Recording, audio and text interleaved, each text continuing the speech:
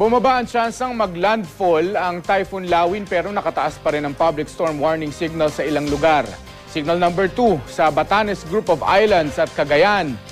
Kabilang ang Calayan at Babuyan Group of Islands. Signal number 1 naman sa Ilocos Norte, Kalinga, Apayao, Abra at Isabela.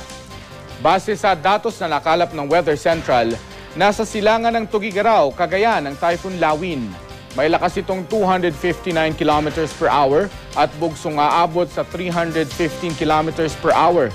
Gumagalaw ito pa Hilagang Kanluran sa bilis na 6 km per hour. Base sa storm track ng Weather Central, inaasahang lalabas ng Philippine Area of Responsibility ang bagyong Lawin sa Sabado pa. Sa Luzon, asahang magiging maulan bukas sa hilagang bahagi dahil sa bagyo.